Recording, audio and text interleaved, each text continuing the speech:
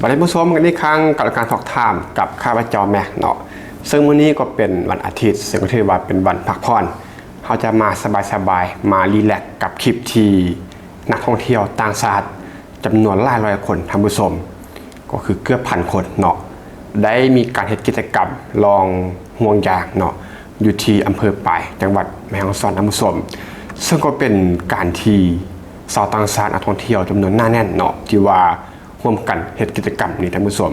ซึ่งมันก็จะสร้างรายได้เนาะสร้างสะพัดให้กับคนก็คือผู้ประกอบการในบริเวณนั้นท่านผู้ชมส่วนแม็กเห็นคลิปนี้แม็กก็อุทานกับตัวเองเนาะว่าฮะคนมันหลายในขนาดนี้เนาะก็คือนักท่องเที่ยวก็มีกิจกรรมอยู่ที่จังหวัดแม่ฮ่องสอนที่อำเภอปายก็เป็นการลองห่วงยางท่านผู้ชมถ้าว่าเรื่องการท่องเที่ยวนี้ที่แม็กมาอัปเดตเนาะซึ่งแม็กอัปเดตตั้งแต่ช่วงต้นปีเนาะเดือนแรกก็คือเกือบ2 ล้านคนแล้วก็4 ล้านคนตอนช่วงเดือน2มันบอกล่าสุดนี้เท่าได้ละแม็กก็ไม่ได้อัปเดตแล้วแต่ว่าแม็กได้เห็นผ่านๆก็คือเบิ่งคร่าวๆประมาณ7 ล้านคนว่ะที่ว่านักท่องเที่ยวเดินทางเข้าประเทศไทยล่าสุดเนาะท่านผู้ชมลองคอมเมนต์เข้ามาแลกเปลี่ยนกันได้แต่แม็กเห็นก็คือประมาณ7 ล้านคนมันบอกเป้าหมายก็คือ40 ล้านคนในปีนี้ท่านผู้ชมก็ต้องเอาใจช่วยเนาะก็ต้องขอให้ฮอด40 ล้านคนเนาะเพราะว่านั่นแหละการท่องเที่ยวไทยเติบโตมันก็มีผลดีต่อกับประเทศเรานำเนาะเพราะแม่ก็เคยได้ว่าไปแล้วว่าการท่องเที่ยวไทยยิ่งเติบโตสำใดก็ยิ่งเป็นผลดีต่อกับเพื่อนบ้านหลายประเทศในภูมิภาคเนาะเช่นว่านักท่องเที่ยวที่ว่าบินตรงมาเที่ยวที่ประเทศไทยมันบอกแล้วก็จะเบิ่งคงแทบเนาะเบิ่งประเทศอ้อมข้างซึ่งลาวก็เป็นหนึ่งในนั้นเนาะก็คือลาวก็เป็นหนึ่งในนั้นก็คือได้จำนวนนักท่องเที่ยวจากนักท่องเที่ยวที่ว่าเที่ยวสำเร็จจากไทยก็คือ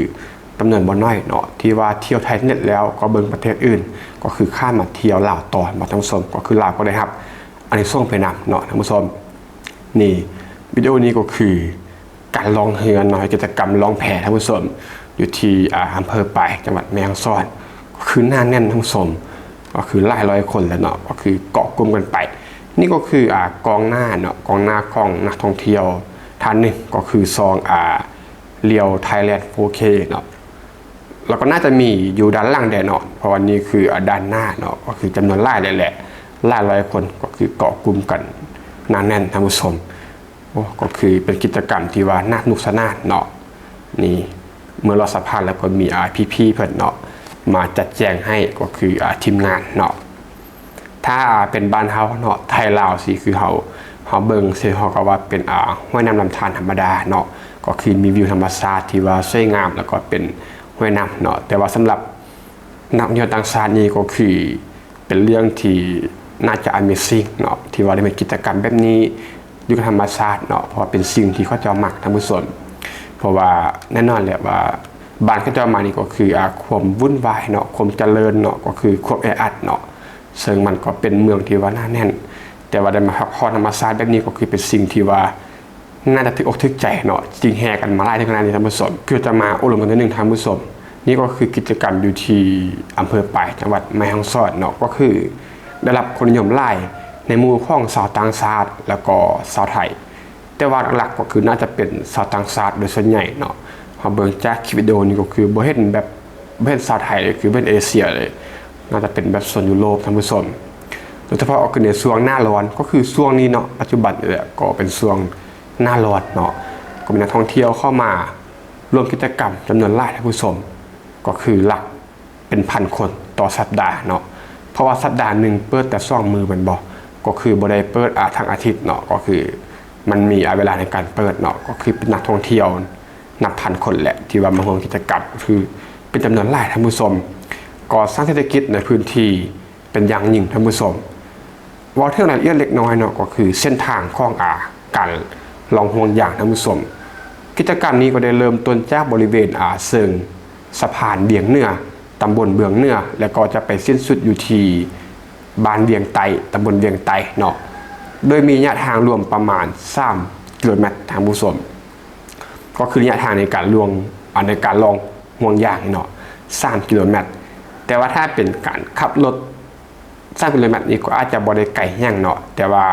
นี่คือการลองห่วงยางที่ว่าเกาะกลุ่มกันไปเนาะค่อยๆไล่ไปตาม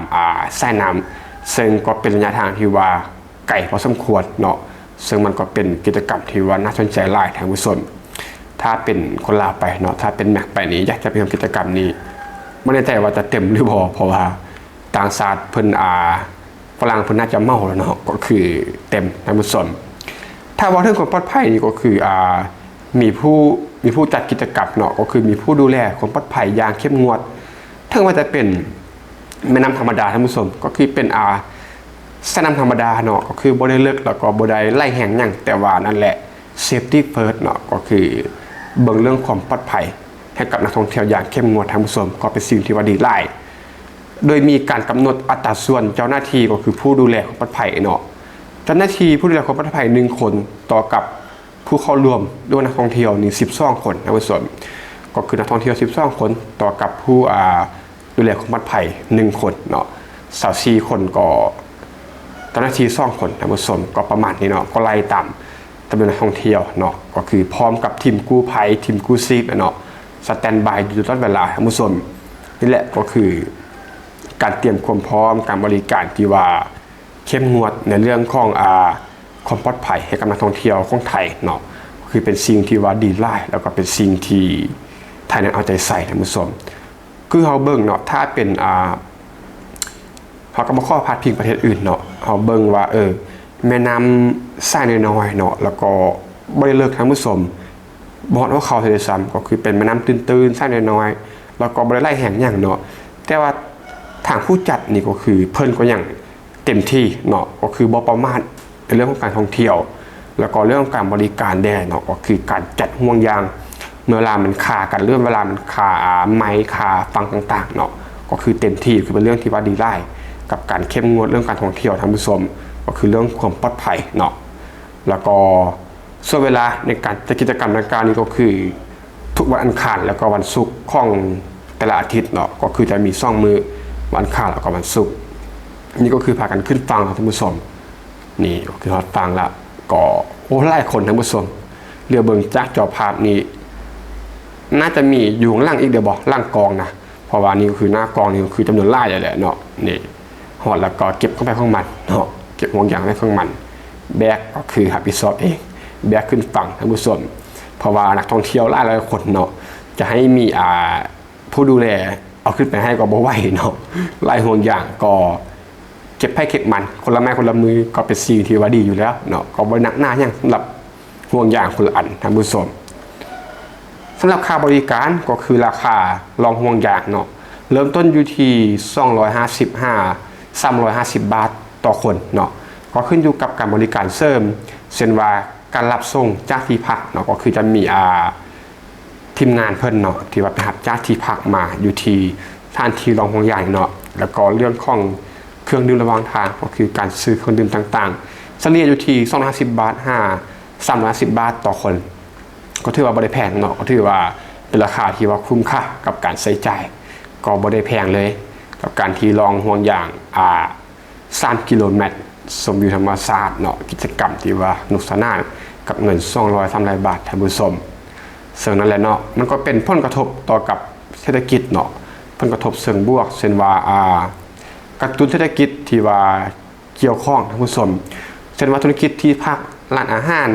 และก็ผู้ให้บริการทัวร์ในป่ายท่านผู้ชมได้รับอานิสงส์จากจำนวนนักท่องเที่ยวที่ว่าเพิ่มขึ้นเห็นให้มียอดขายและก็การจองที่พักที่ว่าเพิ่มขึ้น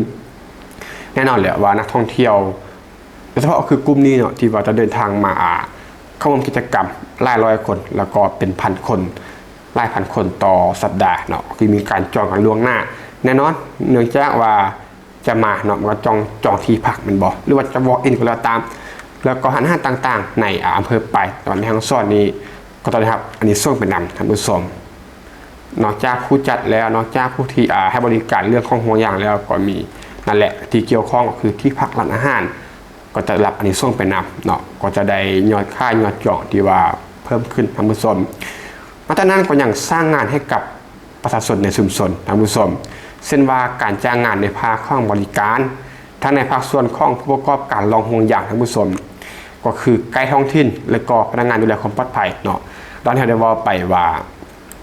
นักท่องเที่ยวหรือว่าผู้เข้าร่วมกิจกรรม 12 คนต่อพนักงานดูแลความปลอดภัย1 คนเนาะหลายมือนักท่องเที่ยวมาหลายร้อยคนก็ได้มีการจ้างงานกับพนักงานดูแลความปลอดภัยหลายร้อยคนหลาย10 คนบอกท่านผู้ชมแล้วก็เรื่องของที่พักโรงแรมอาหารเท่านั้นก็จะมีการจ้างพนักงานเพิ่มขึ้นเนาะก็คือมันสร้างเศรษฐกิจเป็นรอบอำเภอไปบอกท่านผู้ชมก็คือมันกระจายเม็ดเงินออกไปบ่ได้เป็นผลดีแต่เฉพาะธุรกิจห่วงยางเนาะก็ยังสร้างงานสร้างอาชีพให้กับประชาชนในท้องถิ่นแล้วก็ที่พักโรงแรมอาหารที่ว่าเกี่ยวข้องท่านผู้ชมก็สร้างเงินหมุนเวียนเนาะให้ประชาชนนั้นมีรายได้ท่านผู้ชมนี่ก็คือมีกิจกรรมเนาะลองห่วงยาง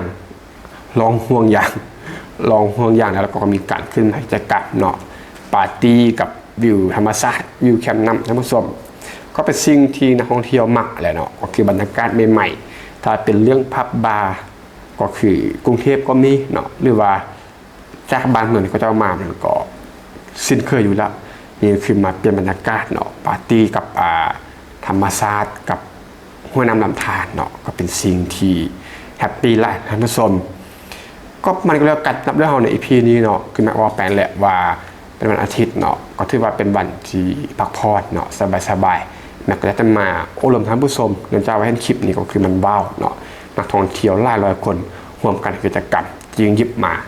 อบรมท่านผู้ชมได้นึงเนาะสบายๆท่านผู้ชมที่ว่าฟังอยู่เนาะมีคอมเมนต์เอาได้จะมาแลกเปลี่ยนอบรมกันเต็มที่ท่านผู้ชมที่คอมเมนต์ได้เลยและ EP นี้ก็ต้องขอบคุณทุกท่านที่มาสมัครฟังพบกันใหม่ใน EP ต่อไปขอบใจ